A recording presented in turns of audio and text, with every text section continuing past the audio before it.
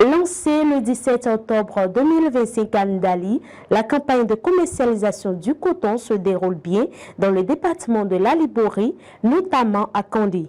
Les opérations d'évacuation vers les usines d'égrenage ont déjà pris un rythme soutenu. Le directeur des programmes de l'Agence territoriale de développement agricole du pôle 2, Moïdini Radji, adresse un message aux acteurs suivants. Je veux dire aux producteurs qu'ils doivent, dans un premier temps, éviter les mauvaises pratiques. Les mauvaises pratiques, faire les mouilles intentionnelles. Ce n'est pas bon. Ne pas mettre des corps étrangers dans leur coton. Ça va déprécier la qualité de notre coton. Ça va déprécier la qualité des efforts qu'ils ont faits depuis le démarrage donc, de cette campagne.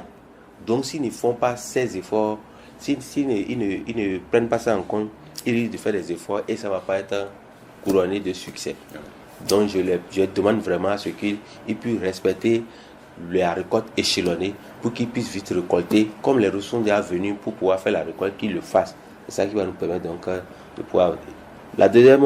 Mon deuxième message que je vais donner également, c'est de pouvoir leur dire que en récoltant tôt, on va avoir des gains de poids. Si on a des gains de poids, on a des revenus qui sont améliorés. Alors que si les revenus sont améliorés, c'est toute la population qui sera heureuse, ainsi de suite. Et je vais finir par les questions donc du respect du mécanisme. Il faut qu'ils respectent le mécanisme de la commercialisation.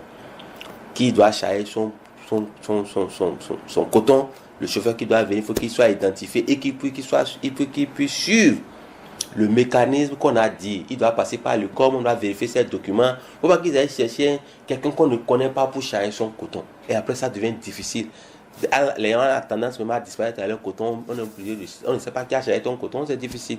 Donc, c'est de respecter le mécanisme, de faire en sorte que les cotons soient bien bâchés pour qu'on ait moins de coton le long des voies. Parce que c'est vraiment une perte énorme. Ils font assez d'efforts et vont donc mettre tout ça là, à la limite à la chose. Et je termine pour dire que c'est déjà une bonne campagne de commercialisation pour eux tous. Je sais qu'ils ont fait des efforts, il reste juste un peu.